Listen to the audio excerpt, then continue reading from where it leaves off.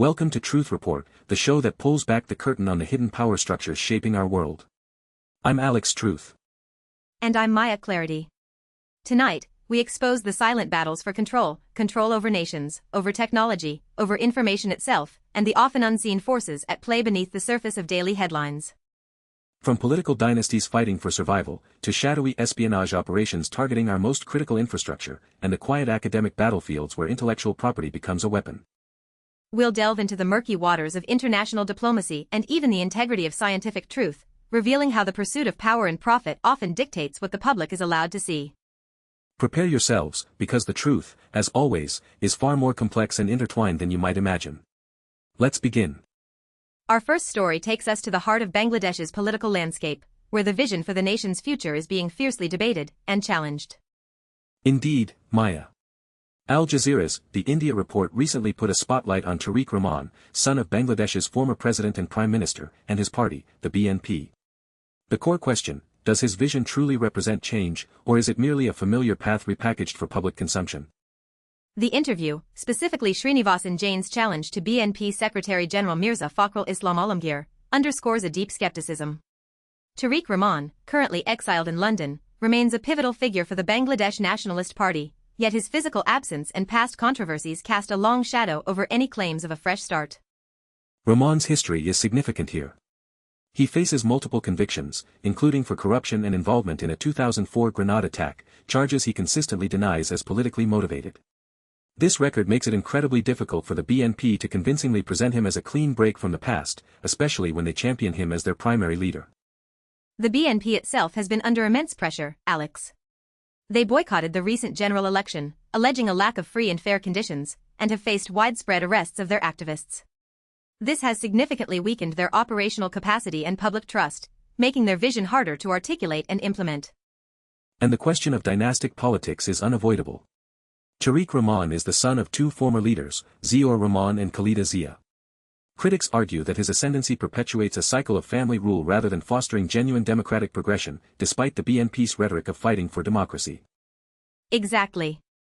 The change they propose is often perceived as merely a change in leadership back to the Rahman family, rather than a fundamental shift in governance or political culture.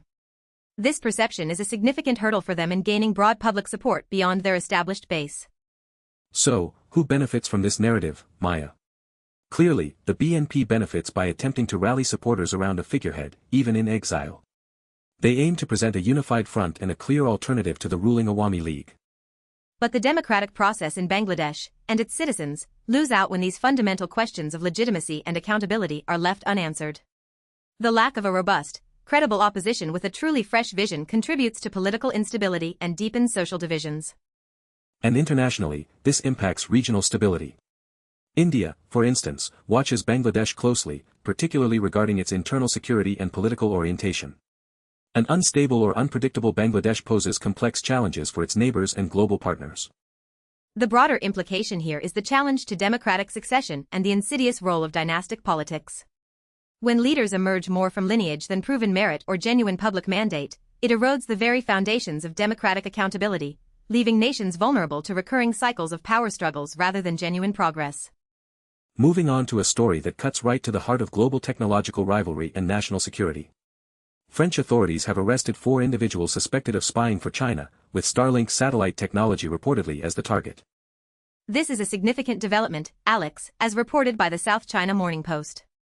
The Paris Public Prosecutor's Office confirmed the arrests, including 2 Chinese nationals, and has launched a full judicial investigation. The implication is clear: state-sponsored espionage is actively targeting critical private infrastructure. The SCMP report details that these individuals are suspected of entering French territory specifically to capture satellite information. While Starlink isn't explicitly named in the official statement, the context and the nature of the arrest strongly point towards satellite communication technology as the intended prize. Starlink, developed by Elon Musk's SpaceX, is far more than just commercial internet. It has become a vital strategic asset, demonstrated by its critical role in wartime communications, such as in Ukraine. Its resilience and broad coverage make it an invaluable target for any nation seeking a technological edge. China's ambitions in space and satellite technology are well documented. They are rapidly developing their own satellite constellations and advanced space capabilities. Acquiring intelligence on competitors like Starlink could provide crucial insights into design, vulnerabilities, and operational parameters, speeding up their own development and potentially compromising rival systems. This isn't just about gaining technological secrets, Alex. It's about strategic advantage. Understanding how Starlink operates, its security protocols, and its potential weaknesses, allows a foreign power to not only replicate but also potentially disrupt or neutralize such systems in a future conflict or geopolitical maneuver. Who benefits from this kind of intelligence gathering? Clearly, the Chinese state and its associated military-industrial complex stand to gain immensely, bolstering their space capabilities and intelligence portfolios. It's a direct route to leapfrogging years of research and development. Conversely, SpaceX and Starlink suffer direct losses in intellectual property, operational security, and potentially, their reputation for innovation and resilience. More broadly, it's a loss for French sovereignty and for the security of critical infrastructure globally, highlighting how easily state actors can infiltrate private systems. The broader implication here, Maya, is the escalating technological Cold War and the weaponization of information. National security is no longer solely about conventional military might, it's about control over the digital realm, space, and the data that flows between them. Espionage on this scale highlights the constant, unseen battle for supremacy in these critical domains. It's a stark reminder that even private companies, operating in what seems like a purely commercial sphere, are on the front lines of geopolitical competition, making them unwitting targets in a global game of high-stakes intelligence. The lines between military, economic, and technological competition are increasingly blurred. Our next story takes us to the perpetually tense landscape of US-Iran relations, where the prospect of dialogue and a lasting agreement remains frustratingly elusive. Indeed, Maya. Al Jazeera reported on recent comments from Republican Senator Marco Rubio, who stated that while the US is ready to talk with Iran, he's not sure a deal can actually be reached. This sentiment echoes a long history of diplomatic starts and stops. Rubio's comments reflect a deep-seated skepticism within influential American political circles regarding Iran's intentions and the efficacy of diplomatic engagement. This isn't just a political stance, it's informed by decades of complex interactions and mutual mistrust. The history here is crucial. The 2015 Iran nuclear deal, the JCPOA, was a landmark agreement that limited Iran's nuclear program in exchange for sanctions relief. However, the U.S. withdrawal from the deal under the Trump administration in 2018 fundamentally altered the diplomatic landscape. Since then, Iran has steadily increased its uranium enrichment activities, moving closer to weapons-grade material, a development that constantly raises alarm bells in Washington and among its allies. This heightens the stakes for any potential new negotiations. The U.S. position, as articulated by various administrations, has been a preference for diplomacy, but always with the underlying threat of all options on the table. This dual approach of engagement and pressure reflects the difficulty in finding common ground. And the internal dynamics within both countries play a huge role. Hardliners in both Washington and Tehran often view compromise as weakness, making it incredibly difficult for political leaders to make the concessions necessary for a breakthrough agreement. So, who benefits from this continued state of diplomatic limbo? Primarily, hardline factions within both the US and Iran, who thrive on an environment of confrontation and mistrust. They use the lack of a deal to justify their more extreme positions. The biggest losers are the people of Iran, who continue to suffer under crippling sanctions, and the broader global community, which lives with the constant threat of nuclear proliferation and regional instability in the Middle East. The status quo is profoundly damaging. The broader implication here is the ongoing struggle between diplomacy and coercion in international relations.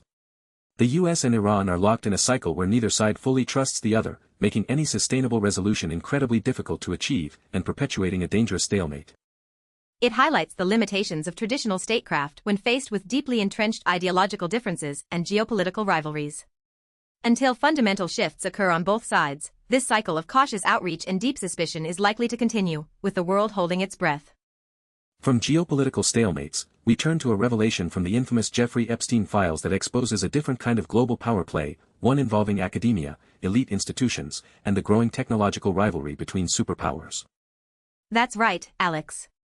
The South China Morning Post reports that recently unsealed Epstein emails revealed a proposal for a Tsinghua University campus in Boston, intended to involve Harvard University faculty. A disturbing connection between a notorious figure and top academic institutions. The plan, thankfully, never materialized.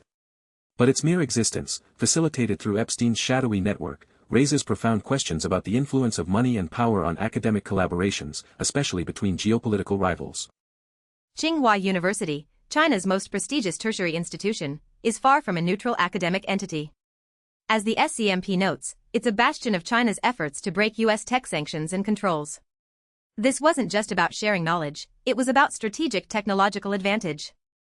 Imagine the implications if this had gone through: a direct pipeline of intellectual property and research talent from the heart of American academia, Boston, directly into a key institution driving China's technological independence from the U.S. This proposal, exposed through Epstein's communications, offers a chilling glimpse into how easily nefarious actors, driven by various motives, can attempt to broker connections between powerful entities for strategic gain, potentially compromising national interests under the guise of academic exchange. The timing of this revelation is critical. It underscores the intense U.S.-China science and technology rivalry, where intellectual property, research breakthroughs, and top talent are fiercely contested. Any collaboration, especially with entities like Tsinghua, is now viewed with extreme scrutiny. So, who would have benefited from such a campus? Clearly, Tsinghua University and by extension, the Chinese state, would have gained unparalleled access to American academic innovation, research methodologies, and potentially dual-use technologies. And who loses? American intellectual property, national security, and the integrity of its academic institutions, which would have been unwittingly exploited. The public trust in these institutions also takes a hit when such disturbing connections are revealed. The broader implication, Alex, is the insidious blurring of lines between legitimate academic collaboration and state-sponsored technology acquisition. It highlights the vulnerability of open academic environments to foreign influence and intellectual property theft, especially when facilitated by individuals like Epstein, who operated in the shadows of the global elite. It's a stark warning about the need for rigorous due diligence and transparency in international academic partnerships, particularly in sensitive technological fields. The price of complacency in this arena could be the erosion of a nation's competitive edge in national security. Our final story brings us into the rarefied world of high-stakes scientific research, where even the most prestigious publications are not immune to the quiet but critical process of self-correction. We're talking about an author correction published in Nature, one of the world's leading scientific journals. The correction pertains to an article titled Cotranslational Assembly of Protein Complexes in Eukaryotes Revealed by Ribosome Profiling. On the surface, an author correction might seem innocuous, a simple acknowledgement of an error. But in the highly competitive and scrutinized world of scientific publishing, even a correction can speak volumes about the pressures faced by researchers and the integrity of published data. The field of ribosome profiling and cotranslational assembly is at the cutting edge of molecular biology, investigating how proteins are made and assembled into functional units within cells. Errors in such fundamental research can have significant ripple effects on subsequent studies. While the specific nature of this correction isn't detailed in a summary, the very act of publishing it implies that a significant enough error or misrepresentation was found to warrant a formal amendment in such a high-impact journal. This could range from data misinterpretation to methodological flaws. This is where the often unseen mechanism of scientific self-correction plays a vital role. Whether it was an internal review, a sharp-eyed peer, or even a junior researcher who raised concerns internally, a silent whistleblower, if you will, the system ultimately pushed for the truth to be clarified. The pressure to publish groundbreaking results in journals like Nature is immense.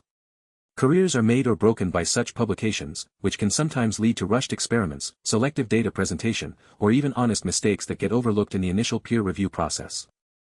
Who benefits from this correction? Primarily, the scientific community, which relies on accurate and reproducible research to build upon. The integrity of the scientific record is paramount, and corrections, however small, uphold that trust. The original authors, though potentially facing scrutiny, also benefit by maintaining their credibility in the long run. Admitting and correcting errors is a hallmark of good science. The biggest loser is, arguably, any research that might have been based on the uncorrected information. The broader implication, Alex, is the constant, often silent, battle for objective truth, even within the hallowed halls of academia. It underscores the critical importance of rigorous peer review, transparency in data, and the willingness of the scientific establishment to police itself. In a world where information is constantly challenged, and misinformation thrives, the self-correcting mechanism of science, triggered by vigilant eyes both internal and external, serves as a crucial, albeit imperfect, bulwark against the erosion of truth.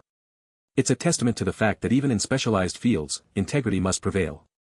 Alex, looking across these seemingly disparate stories, from political dynasties in Bangladesh to Chinese espionage in France, from stalled US-Iran talks to Epstein's academic reach, and even a scientific correction in Nature, a powerful, overarching pattern emerges.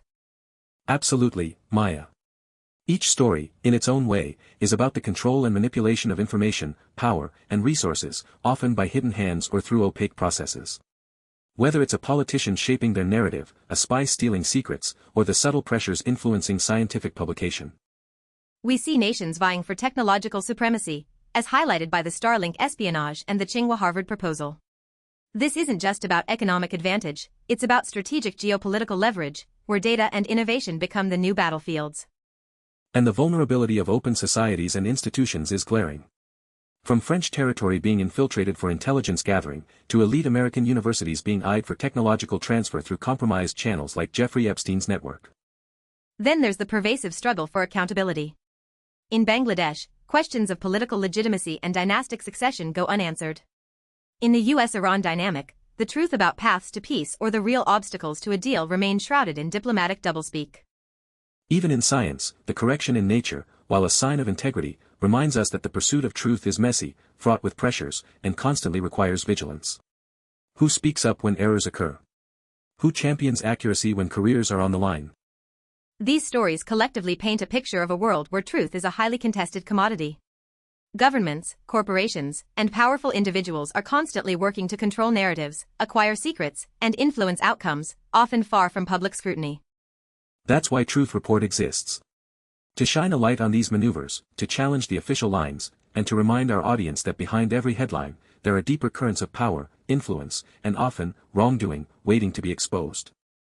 The pursuit of truth is not just an academic exercise, it is the very foundation of an informed citizenry and a functioning democracy. What we've uncovered tonight shows how fragile that foundation can be when confronted by the forces of ambition and secrecy. We encourage you to look beyond the surface, to question narratives, and to seek out verified information from multiple sources. Your vigilance is the most powerful tool against manipulation and misinformation. Thank you for joining us on this edition of Truth Report. We'll continue to dig, to verify, and to bring you the stories that matter most, the ones you won't hear anywhere else. For Maya Clarity, I'm Alex Truth. Good night, and never stop seeking